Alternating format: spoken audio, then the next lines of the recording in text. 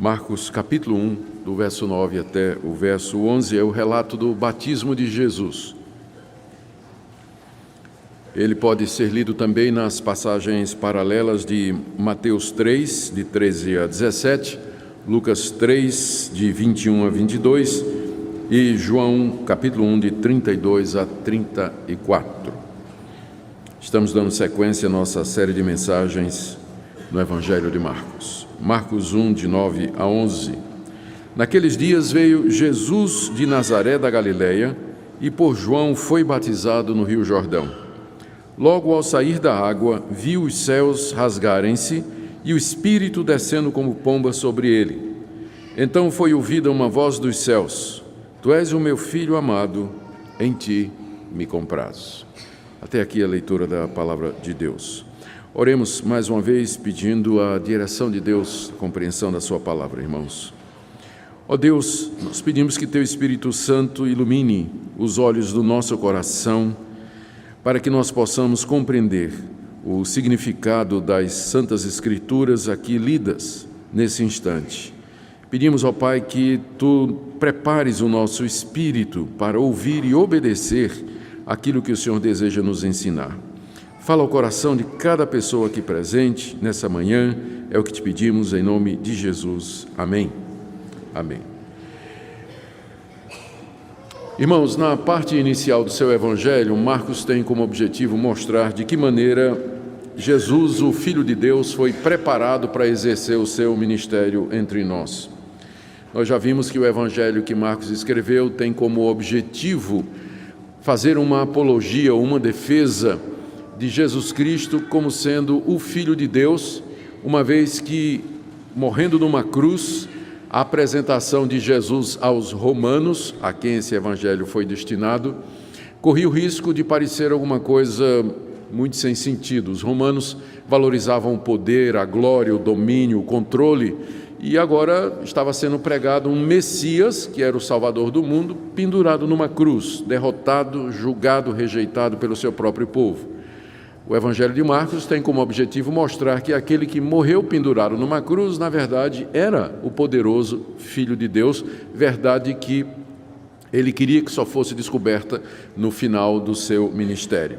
Então, tudo no Evangelho de Marcos gira em torno disso. A apresentação de Jesus como sendo o Filho de Deus e também dando as razões pelas quais cedo ele não queria que a sua divindade fosse reconhecida apenas no tempo apropriado. 3 episódios são narrados por Marcos no início do seu evangelho, que tem como objetivo mostrar a preparação de Jesus para o ministério que ele deveria exercer. O primeiro episódio foi o aparecimento de João Batista pregando no deserto da Judéia. Nós já vimos isso, está no capítulo 1, do verso 2 até o verso 8. Em seguida, Marcos registra o batismo de Jesus por João, nos versos que nós lemos agora de manhã, de 9 a 11. E em seguida nós veremos, na próxima mensagem, a tentação de Jesus no deserto, ainda no capítulo 1, do verso 12 ao 13. Esses 3 episódios, então, eles são agrupados, colocados em sequência, exatamente para mostrar a preparação de Jesus, como Jesus, em cada uma daquelas etapas, mostrou ser o Filho de Deus vitorioso e, portanto, capacitado por Deus para exercer o ministério da redenção, reconciliar os homens com Deus. Hoje nós veremos o episódio do batismo de Jesus, que é narrado nos 3 evangelhos e mencionado no Evangelho de João, 3 evangelhos sinóticos e mencionado no Evangelho de João, e eu quero destacar 4 pontos aqui da leitura desses 3 versículos, de 9 a 11. E cada um desses pontos refletem a ênfase que Marcos deseja dar, ou a abertura, o ângulo de compreensão que ele quer que nós tenhamos do texto. Primeiro, notemos a ocasião em que Jesus foi batizado. Marcos nos diz no verso 9 que ele foi batizado naqueles dias. A que Marcos se refere com naqueles dias? Se refere ao tempo anterior, narrado nos versos de 2 a 8, em que João apareceu batizando no deserto, pregando batismo de arrependimento, anunciando que o Messias estava chegando e batizando todos aqueles que criam na sua mensagem. E o texto nos diz que uma grande multidão vinha de todo lugar para ser batizada por João Batista ali no deserto. E Jesus tinha cerca de 30 anos de idade quando isso aconteceu. Essa informação está em Lucas, capítulo 3, verso 23. Marcos ainda nos diz que Jesus, naqueles dias, ele veio de Nazaré da Galileia, que ficava bem mais ao norte. Ele desceu então lá de Nazaré para Galileia, naqueles dias em que João estava batizando, com o expresso propósito de receber aquele batismo também.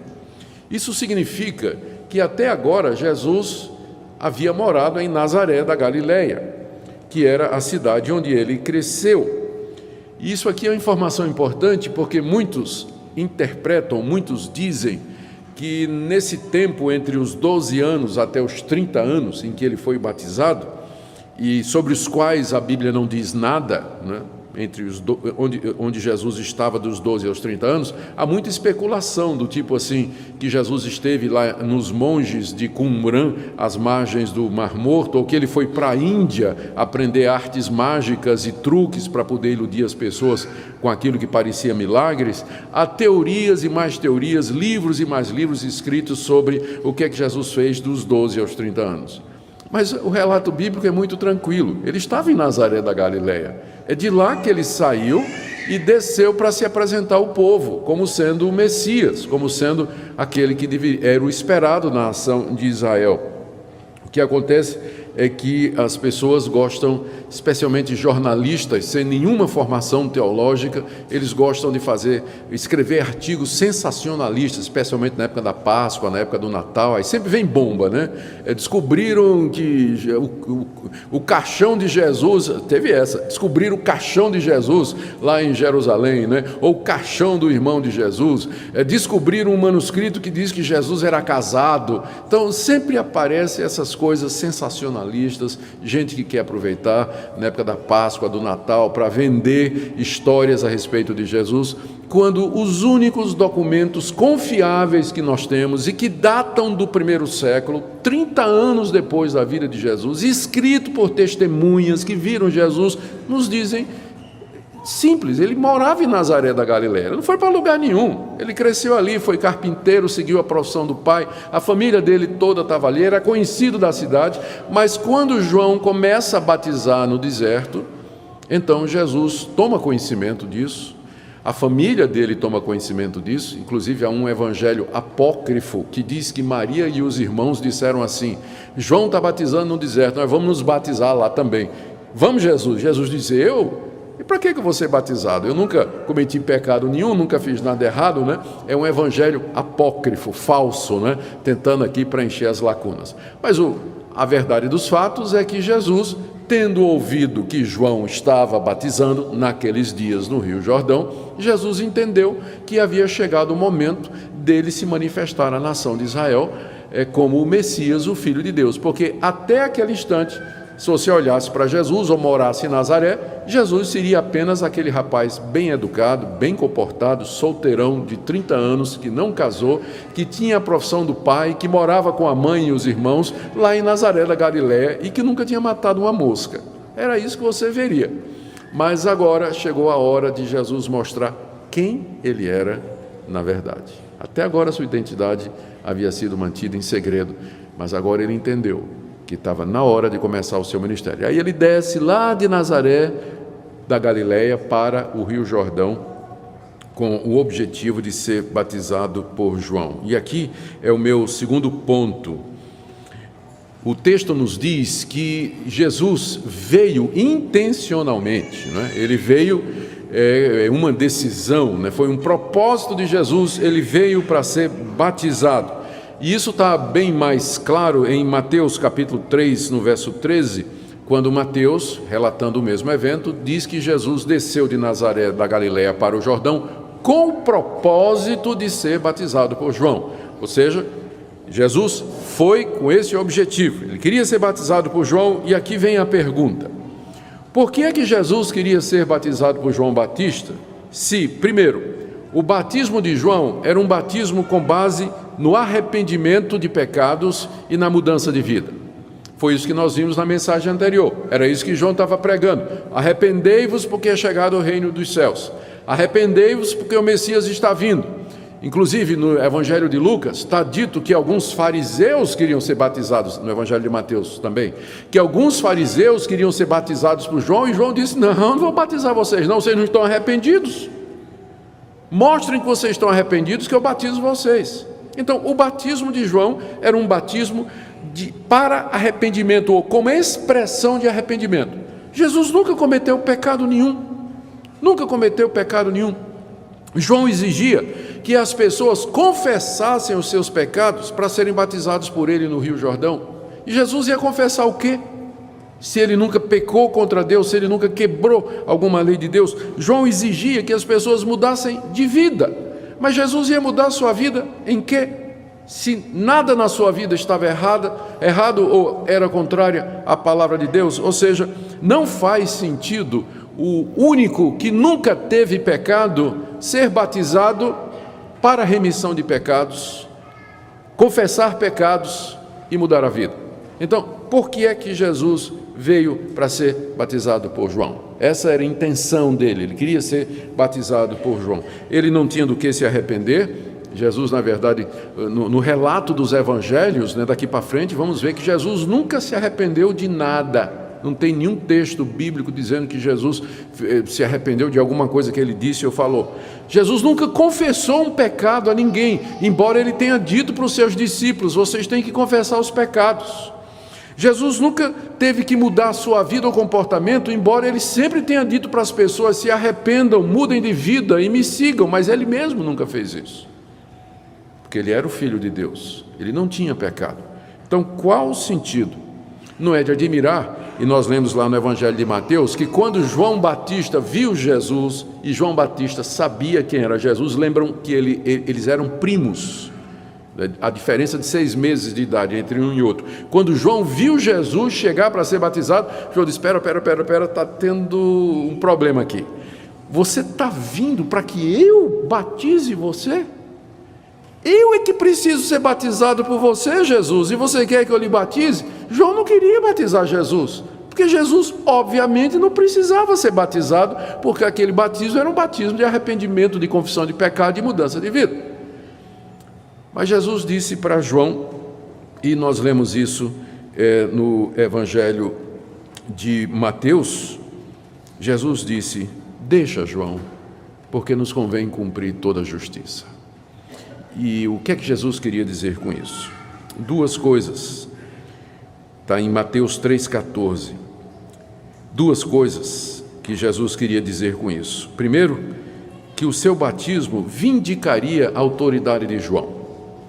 Ao ser batizado por João Batista, Jesus estava dando uma declaração pública de que João Batista havia sido enviado por Deus como preparador do caminho para o Messias, como aquele que haveria de abrir o caminho para a chegada do enviado de Deus. Autorizaria João Batista diante dos judeus e diria que o seu batismo era o batismo válido. Mais adiante, Jesus vai ser questionado a respeito de João Batista e ele reafirma a autoridade de João Batista. Inclusive, ele diz aos fariseus que as prostitutas e os publicanos entram no reino de Deus na frente daqueles religiosos porque eles se arrependeram e foram batizados por João, enquanto que os fariseus não fizeram isso. Então, era imprescindível que Jesus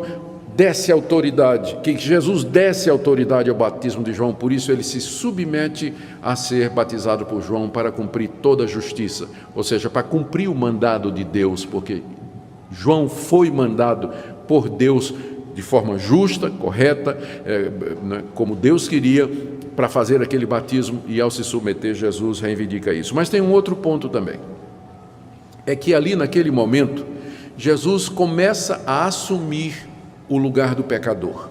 Ele não era pecador, mas ao ser batizado por João, ali ele está assumindo o nosso lugar, ele está agindo como se fosse um pecador, assumindo a postura de um pecador, e é a postura que ele vai assumir, é a representação que ele vai tomar todo o seu ministério, até que finalmente na cruz do Calvário, ele é punido e castigado pelos nossos pecados.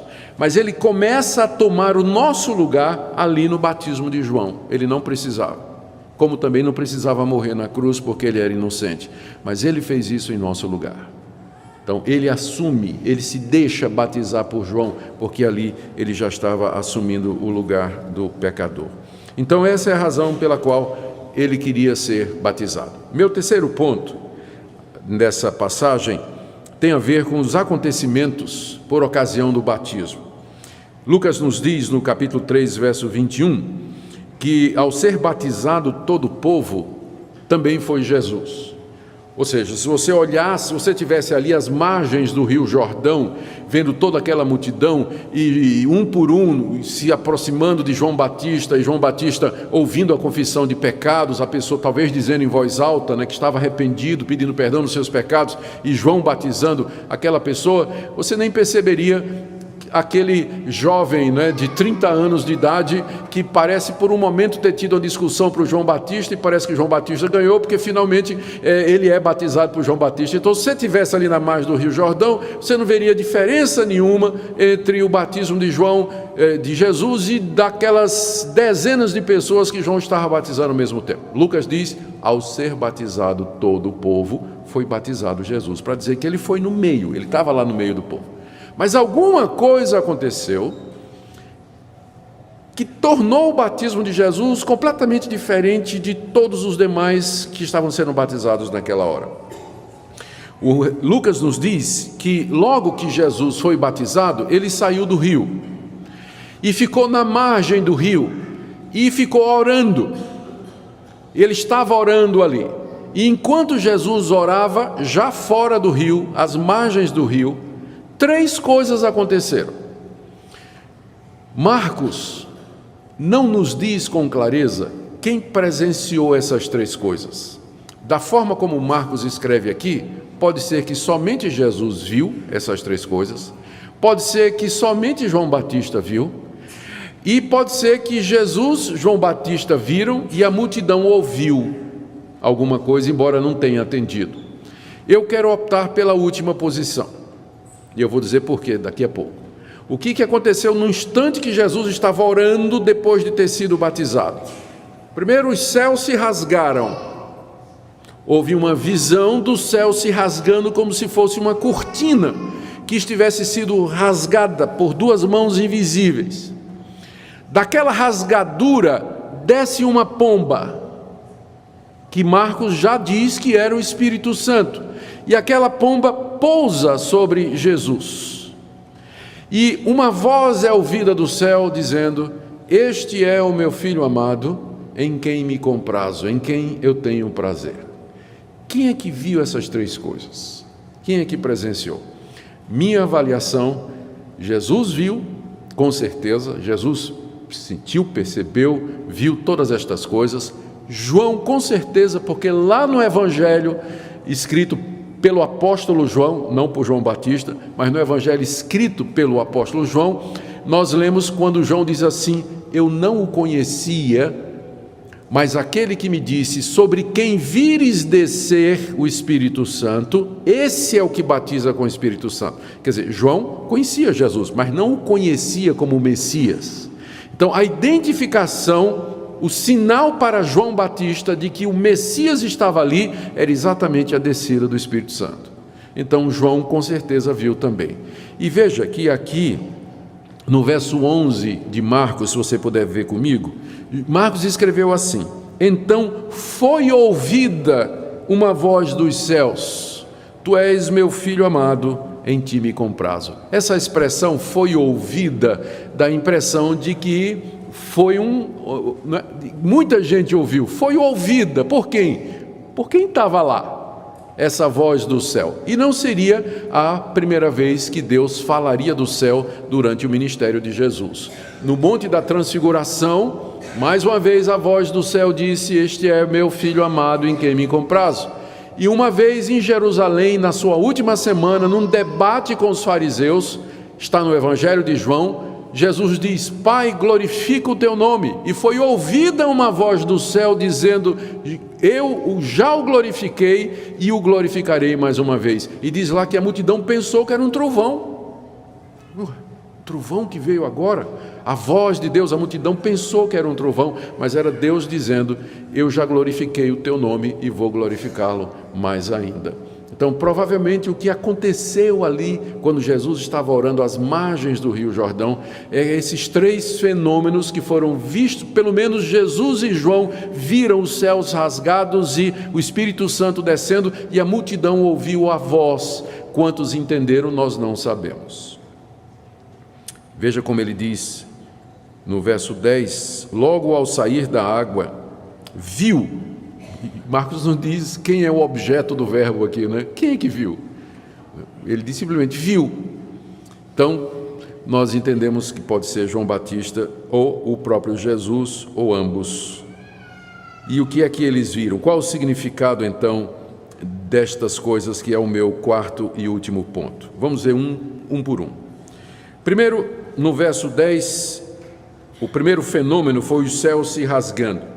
Os céus, na cosmologia dos judeus, representam o lugar onde Deus vive. É claro que essa é uma maneira espacial de nós tentarmos entender um Deus que é infinito e que está em todo lugar. Deus não mora no céu, Deus não mora em lugar nenhum, Ele está em todo lugar. Ele é onipresente. Mas para que nós possamos nos relacionar com Deus, nós precisamos de referências espaciais, cronológicas, materiais, porque é assim que nós somos e foi assim que nós somos criados, no tempo, no espaço e seres materiais. Por isso a linguagem da Bíblia se adequa à nossa humanidade e fala dos céus como sendo o lugar de Deus. A ideia é que Deus é elevado, que Deus está distante, que Deus governa sobre todos, porque os céus estão acima de todas as coisas, e é lá que Deus mora e Ele é inacessível. Mas agora, quando Cristo é batizado, quando Jesus é batizado, os céus são como que rasgados, com isso indicando duas coisas: que o acesso a Deus foi aberto, e aberto de maneira violenta, né? Porque diz que foi rasgado, não é que abriu assim, abre a cortina como no teatro, né? Aí toca aquela música e a cortina vai se abrindo assim, não, diz que foi rasgado, como se duas mãos invisíveis e gigantescas tivessem pegado os céus e rompido os céus. E essa maneira violenta pela qual os céus se rasgaram pode indicar a morte violenta do Filho de Deus, que fez com que os céus fossem rasgados. Lembrem que quando Cristo morreu na cruz, há o registro de que o véu lá no templo também foi rasgado de cima a baixo. Então essa rasgação, né, essa ruptura do céu, ela já é uma pré-indicação de que pela morte daquele que ali naquele momento estava assumindo o lugar do pecador e ungido para fazer a obra, seria efetivada a entrada na presença de Deus. Mas não somente o rasgar dos céus representa o acesso liberado a Deus, mas representa também Deus vindo ao encontro do seu povo. O véu que separava já não separa mais. Tem até uma música dizendo isso. E agora o Senhor, a glória de Deus desce do céu. E quem vem lá do céu rasgado, quem sai daquela rasgadura celestial, e aqui é o segundo sinal, é o Espírito Santo de Deus. Final do verso 10, viu os céus se rasgarem e o Espírito descendo como pomba sobre ele. Marcos diz... o que foi observado é uma pomba saindo da rasgadura e descendo, vindo e sentando e pousando sobre Jesus. Não é dito se pousou na cabeça, se pousou no ombro, se Jesus recebeu na mão. O fato é que a pomba veio sobre ele, ou ficou talvez planando sobre ele, que talvez seja a explicação mais provável. O Espírito Santo é a segunda pessoa da Trindade, a terceira pessoa da Trindade. E aqui nesse episódio você vê com clareza a Trindade representada: o Filho, o Espírito e o Pai falando. E tem gente que diz que não tem base para a Trindade na Bíblia, né? Você vê as três pessoas aqui expressas com clareza nesse episódio do batismo de Jesus. A dificuldade para nós é por que uma pomba. No Antigo Testamento não há nenhuma referência ao Espírito Santo como uma pomba. Ele aparece de formas diversas no Antigo Testamento, mas nunca na forma de uma pomba. Nos escritos rabínicos também não há nenhuma referência ao Espírito Santo como pomba, porque essa figura foi escolhida pela terceira pessoa da Trindade para descer naquele momento e pousar na pessoa de Jesus. Eu penso que a única explicação razoável é que nós temos aqui um eco de Gênesis capítulo 1, verso 2. Lá em Gênesis capítulo 1, verso 1 diz: no princípio criou Deus os céus e a terra. E o verso 2 diz: e a terra era sem forma e vazia, e o Espírito de Deus pairava por sobre as águas. O verbo pairar ali, ele significa literalmente chocar. E a figura que você tem é de um pássaro chocando a criação. Ele pairando como um pássaro fica sobre o seu ninho e chocando ali para que produza fruto, produza resultado. O Espírito de Deus pairava sobre as águas. Talvez seja essa a figura, o mesmo Espírito de Deus que foi enviado por Deus como Criador, protetor, aquele que haveria de dinamizar toda a criação, é o mesmo Espírito que agora desce sobre o Filho de Deus, para capacitá-lo, para ungí-lo, para prepará-lo para o seu ministério. A referência é Gênesis capítulo 1, verso 2. Eu sei que a imaginação da gente, por conta da nossa cultura, né, diz, não, pomba porque era o espírito, era o símbolo da paz, não é?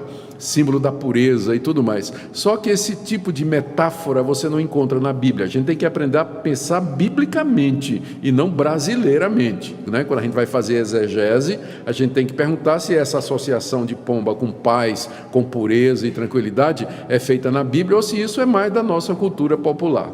Então, eu penso que, na verdade, claro, paz e pureza, tudo isso são símbolos, são atributos do Espírito Santo de Deus, mas eu penso que a ideia aqui é de poder, de capacitação, como o Espírito chocando, não é, a criação sobre as águas, preparando para a vida que haveria de surgir. Então essa é a ideia aqui, e de fato é, porque logo em seguida Jesus, cheio do Espírito Santo, no poder do Espírito Santo, ele sai com aquele mesmo poder criador para fazer o seu ministério. Ele vai andar sobre as águas, vai transformar água em vinho, que é logo o primeiro milagre, não é? Ele vai transformar água em vinho, por quê? Porque o Espírito veio sobre ele, aquele mesmo Espírito que tinha um poder criador, né? que estava lá pairando sobre a criação. Por isso que é a forma de pomba. Por último, a voz que foi ouvida dos céus: tu és o meu filho amado, em ti me comprazo. Essa voz é uma combinação de duas passagens do Antigo Testamento. Primeiro, no Salmo 2, verso 7, onde Davi, se referindo ao Messias, Deus falando, o pai falando para o filho, o Messias, dizendo: tu és o meu filho. E Isaías 42, verso 1, eu vou ler aqui: eis aqui o meu servo, a quem sustenho, o meu escolhido, em quem minha alma se compraz. Pus sobre ele o meu espírito, e ele promulgará o direito para os gentios. Então o que você tem aqui naquela fala, tu és meu filho amado, Salmo 2, em quem me comprazo, Isaías 42, são duas passagens do Antigo Testamento que eram messiânicas, se referiam ao Messias, como sendo o Filho de Deus, aquele em quem Deus tinha prazer, o servo de Deus que seria cheio do Espírito Santo para ministrar a palavra de Deus a todas as nações. Deus ali então, Deus Pai, estava confirmando dos céus, com sua voz poderosa, o chamado e a identidade de Jesus como sendo o seu Filho, o Filho de Deus, o Messias, cheio do Espírito, o servo do Senhor. Então é nesse sentido que o batismo de Jesus, ele é preparatório para o ministério de Jesus. Ali Jesus se torna um de nós, ali ele assume o nosso lugar, ali ele é ratificado pela voz no céu, e ali o Espírito de Deus desce sobre ele com autoridade e poder, capacitando Jesus a iniciar o seu ministério e fazer sinais, prodígios e milagres que haveriam de provar que de fato ele era o Filho de Deus. Tudo isso nos ensina, primeiro, que Jesus era verdadeiro homem, era como um de nós, todavia sem pecado. E como um de nós, ele nos representou ali no batismo de João, tomou nosso lugar que o levaria finalmente até a cruz, onde ele morre pelos nossos pecados, para que nós possamos ser perdoados e recebidos por Deus. Aprendemos que Jesus, como homem, era cheio do Espírito Santo, foi pleno do Espírito Santo. Ele já tinha o Espírito Santo antes, porque ele era o Filho de Deus, mas agora o Espírito de Deus vem sobre ele com poder e autoridade, para que ele possa exercer o seu ministério. Aprendemos que ele era verdadeiro Deus, ele era o Filho de Deus, a segunda pessoa da Trindade. A Trindade aparece plenamente ali no batismo de Jesus. E diante de tudo isso, só nos resta essa aplicação prática: nos curvar diante dele, crer nele e dizer: verdadeiramente Jesus de Nazaré é o Filho de Deus. Verdadeiramente Jesus de Nazaré é o Messias esperado dos judeus. Em verdade ele veio para ser o meu Salvador e o meu Redentor. Ele já tomou o meu lugar, começando no batismo de João. E é esse o resultado que a Bíblia espera de nós. É isso que o relato pede de nós quando nós o lemos e o expomos. O que é que você vai fazer diante dessa verdade, diante desse ensino a respeito da pessoa de Jesus aqui no episódio do batismo? Nada mais nos resta senão nos colocarmos, nos quedarmos de joelhos diante da pessoa majestosa de Jesus e dizer: tu és o meu Salvador, eu creio em ti, tu és o Filho de Deus, não há outro, fora de ti não há salvação e não há redenção.